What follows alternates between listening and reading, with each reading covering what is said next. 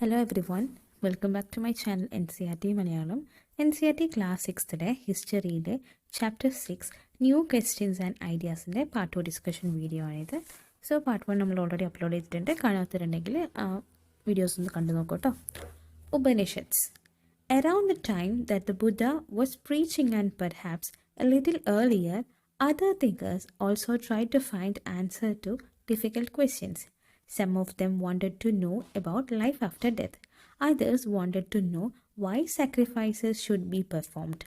So ബുദ്ധ ഇങ്ങനെ എല്ലാവരെയും ഇങ്ങനെ പ്രീച്ച് ചെയ്തുകൊണ്ടിരിക്കുന്നുണ്ടെങ്കിൽ എല്ലാവരും ഇങ്ങനെ സന്യസിച്ചുകൊണ്ടിരിക്കുന്ന സമയത്ത് അല്ലെങ്കിൽ എല്ലാവരെയും ഇങ്ങനെ ഓരോന്ന് പഠിപ്പിച്ചുകൊണ്ടിരിക്കുന്ന സമയത്ത് അതായത് കുറച്ചും കൂടെ മുന്നേ തന്നെ തിങ്ക് ചെയ്യുന്ന ആൾക്കാർ തിങ്കേഴ്സ് എന്താ ചെയ്തിട്ടുണ്ട്, അവർക്ക് ഈ ഡിഫിക്കൽട്ട് ക്വസ്റ്റ്യൻസിൻ്റെ ആൻസേഴ്സ് തപ്പി നടക്കുന്നുണ്ടായിരുന്നു.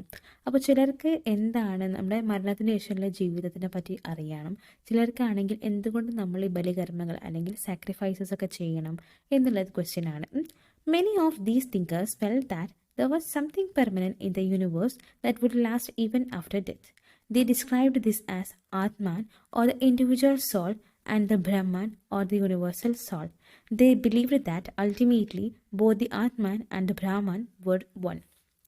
സോ ചില തിങ്കേഴ്സ് ഫീൽ ചെയ്തതെന്ന് വെച്ചാൽ ഒരു പെർമനൻ്റ് ആയിട്ടുള്ളൊരു കാര്യം നമ്മുടെ യൂണിവേഴ്സിലുണ്ട്, അത് നമ്മൾ മരിച്ചു കഴിഞ്ഞാൽ അതുണ്ടാകും. അതിൻ്റെ പേരാണ് ആത്മാൻ അല്ലെങ്കിൽ ഇൻഡിവിജ്വൽ സോൾ, ആത്മാവ് എന്നൊക്കെ പറയുന്നത്, അല്ലെങ്കിൽ ബ്രഹ്മാൻ അല്ലെങ്കിൽ യൂണിവേഴ്സൽ സോൾ. ഇത് രണ്ടുമായിരിക്കും ഉണ്ടാവുക. ചിലർ പറയുന്നതെന്ന് വെച്ചാൽ ഈ ആത്മാനും ബ്രഹ്മാനും ഒന്നാണെന്നാണ് പറയുന്നത്. Many of their ideas were recorded in the Upanishads. These were part of the later Vedic text. Upanishad literally means approaching, sitting near, and text contains conversation between teachers and students. Often ideas were presented through simple dialogues. So ഉപനിഷത്തുകളാണ് ഒരുപാട് കാര്യങ്ങൾ, ഇങ്ങനത്തെ ഒരുപാട് ideas ഇങ്ങനെ record ചെയ്തിട്ടുള്ളത് ഉപനിഷത്സിലാണ്. അപ്പോൾ ഉപനിഷത്ത് എന്ന് പറയുമ്പോൾ അതിലോരോ വേദിക് ടെക്സ്റ്റുകളാണ് ഉള്ളത്.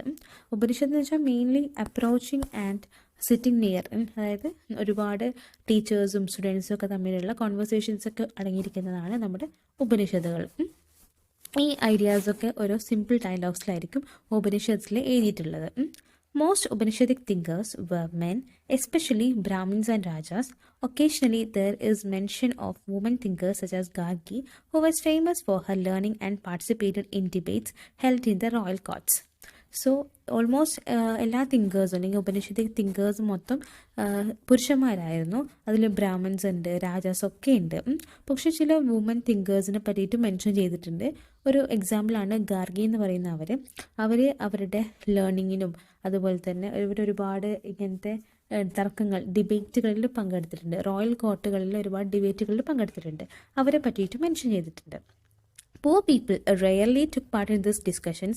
One famous exception was Satyagama Jabala, who was named after his mother, the slave woman Jabali. So, ഒരുപാട് മെയിൻലി ഈ പാവപ്പെട്ടവരാണ് ഈ ഡിസ്കഷൻസിലൊക്കെ കൂടുതലും ഏർപ്പെട്ടിട്ടുണ്ടായിരുന്നത്. ഒരു എക്സാമ്പിൾ പറയുന്നത് സത്യഗാമ ജബാല എന്ന് പറയുന്ന ഒരു സ്ത്രീയാണ്. അവരുടെ അമ്മയുടെ പേരിലാണ് അവരുടെ ജബലി എന്ന് പറയുന്നത് ഒരു സ്ലേവ് ആയിരുന്നു, ഒരു തോഴി പോലെയായിരുന്നു, ഒരു അടിമയായിരുന്നു.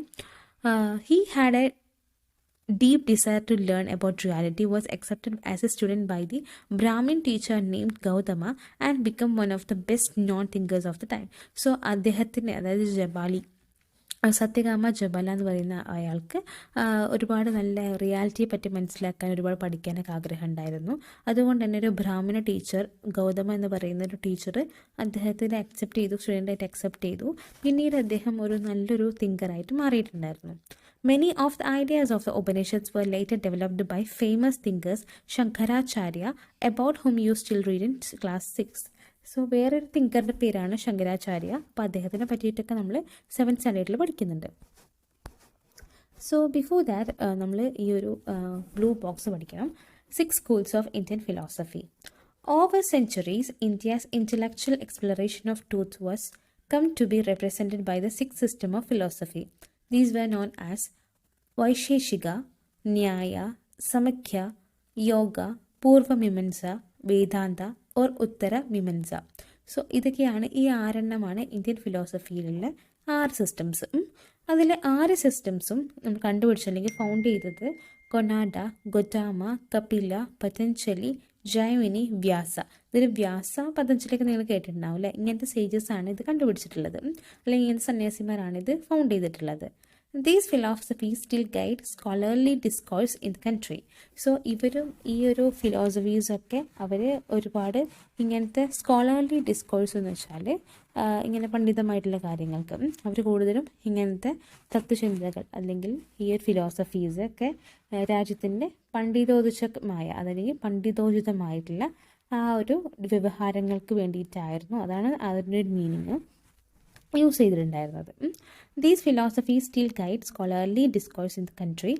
German-born British Indologist Friedrich Max Müller has observed that the sixth system of philosophy was developed over many generations with contributions made by the individual thinkers. So, ഒരു ഫെഡറിക് എന്നതിന് അദ്ദേഹത്തിൻ്റെ പേര് ഫ്രെഡറിക് മാക്സ് മുള്ളർ എന്ന് പറയുന്നൊരു അദ്ദേഹം പറഞ്ഞതെന്ന് വെച്ചാൽ ഈ ഒരു ഫിലോസഫീസൊക്കെ ഒരുപാട് വർഷക്കാലത്തിൻ്റെ ഫിലോസഫീസാണ്, ഒരുപാട് വർഷമായിട്ട് ഉണ്ടാക്കിയിരിക്കുന്ന ഫിലോസഫീസാണെന്നാണ് പറയുന്നത്.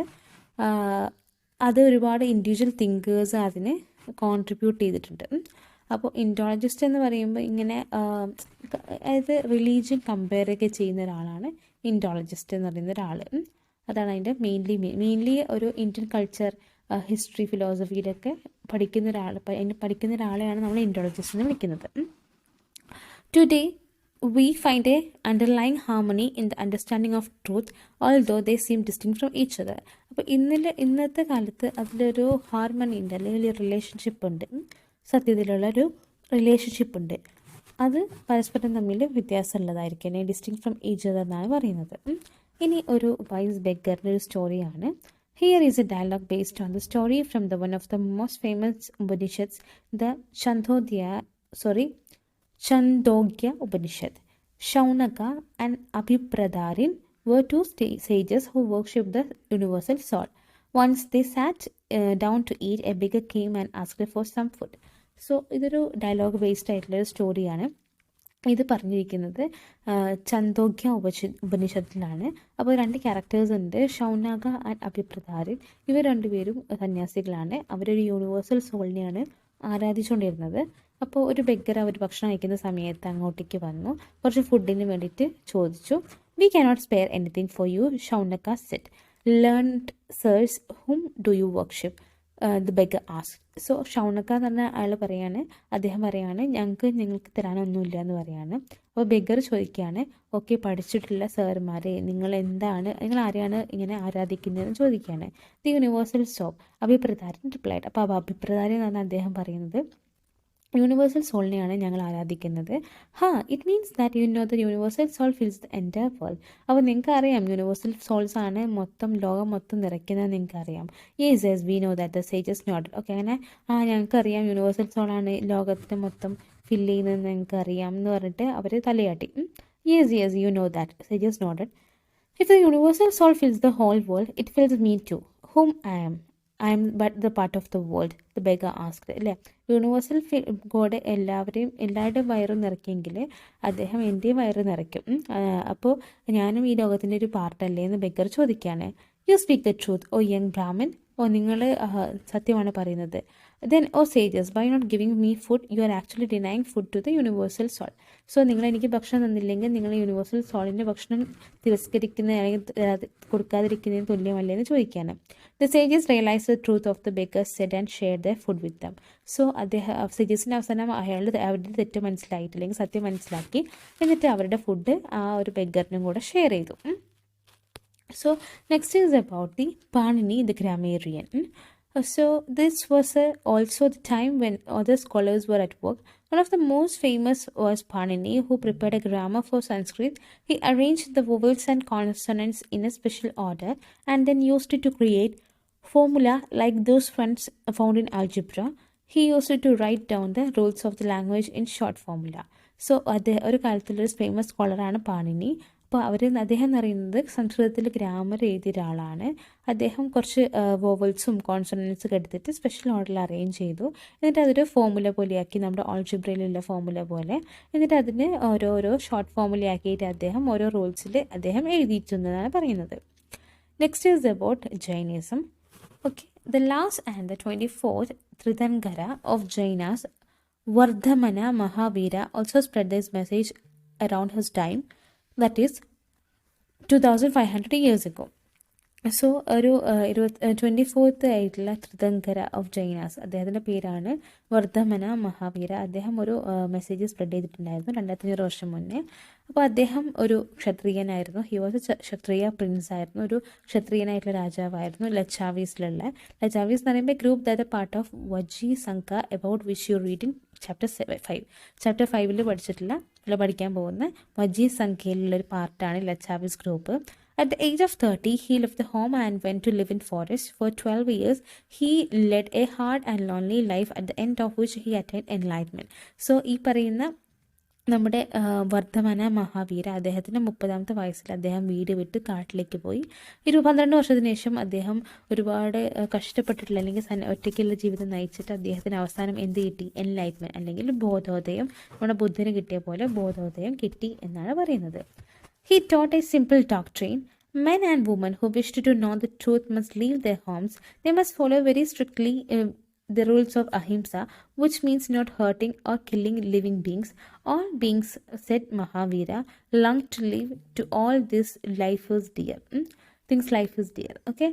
So, അദ്ദേഹം പറയുന്നത് വെച്ചാൽ സ്ത്രീ ആയാലും പുരുഷനായാലും സത്യത്തിന് വേണ്ടിയിട്ട് അന്വേഷിച്ച് നടക്കണം. അതുകൊണ്ട് വീട് വിട്ടിറങ്ങണം. എന്നിട്ട് പറയുന്നത് അഹിംസ അവരെ ഫോളോ ചെയ്യണം. അഹിംസ എന്ന് പറയുമ്പോൾ കൊല്ലാതിരിക്കൽ അല്ലെങ്കിൽ നോട്ട് ഹേർട്ടിങ് ഓർ കില്ലിങ് എന്നുള്ള മീനിങ് ആണ്. സോ എല്ലാവരെയും അല്ലെങ്കിൽ എല്ലാ ബീങ്സിനെയും അല്ലെങ്കിൽ എല്ലാ ജീവനുള്ള സ്ഥലത്തിനെയും നമ്മൾ കൊല്ലരുത്. അപ്പോൾ അവർക്കും ജീവനുണ്ട്, അവർക്കും ജീവിക്കാനുള്ളതാണ് പറയാണ്. Ordinary people could understand the teachings of Mahavira and his followers because they used to Prakrit. So, എല്ലാവർക്കും മഹാവീരയുടെയും അദ്ദേഹത്തിൻ്റെ ടീച്ചിങ്സും അദ്ദേഹത്തിൻ്റെ ഫോളോവേഴ്സിൻ്റെ കാര്യങ്ങളൊക്കെ മനസ്സിലാവാറുണ്ടായിരുന്നു. കാരണം അവർ പഠിപ്പിക്കുന്നതെല്ലാം പ്രാകൃത ഭാഷയിൽ തന്നെ. പ്രാകൃത ഭാഷ എന്ന് പറയുമ്പോൾ നമ്മുടെ കൺട്രിയിൽ തന്നെയുള്ള ഡിഫറെൻറ്റ് ഏരിയാസിലുള്ള ഭാഷയാണ് പ്രാകൃത ഭാഷ.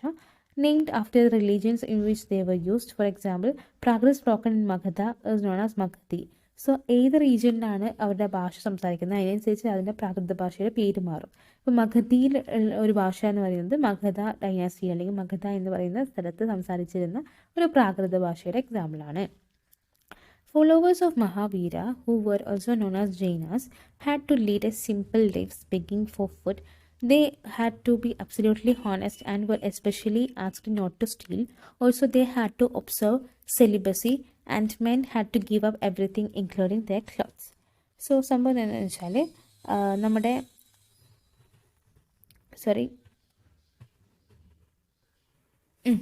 എന്താണെന്ന് വെച്ചാൽ മഹാവീരയുടെ ഫോളോവേഴ്സ് മെയിൻലി അവരറിയപ്പെടുന്നത് ജൈനാസ് എന്നായിരുന്നു. അവർ സാധാ ഒരു മിതമായ ലൈഫ് സ്റ്റൈലായിരുന്നു ജീവിച്ചുകൊണ്ടിരുന്നത്. അവർ ഫുഡിന് വേണ്ടി ബെഗ്ഗി അല്ലെങ്കിൽ ഇരക്കാറായിരുന്നു ചെയ്യുന്നത്. അപ്പോൾ സത്യം പറഞ്ഞാൽ ഹോണസ്റ്റ്ലി പറയുകയാണെങ്കിൽ അവർ പഠിപ്പിച്ചൊരു കാര്യം എന്ന് വെച്ചാൽ ആരും എന്ത് ചെയ്യാൻ പാടില്ല, കക്കാൻ പാടില്ല അല്ലെങ്കിൽ മോഷ്ടിക്കാൻ പാടില്ല. അവർ അവരുടെ ജീവിതം സെലിബസി ആക്കണം അല്ലെങ്കിൽ ബ്രഹ്മചര്യമാക്കണം. പുരുഷന്മാരെല്ലാം ത്യജിക്കണം, ഇൻക്ലൂഡിങ് അവരുടെ ക്ലോത്ത്സ് പോലും ത്യജിക്കണം എന്നാണ് പറയുന്നത്. സോ ഇത്ര കാര്യങ്ങളാണ് നമ്മുടെ ഈ ഒരു സെഷനിൽ ഡിസ്കസ് ചെയ്യാനുള്ളത്. അടുത്ത സെഷനുമായിട്ട് അടുത്ത ക്ലാസ്സിലേക്ക് വരാം. Thank you every one. Thank you so much.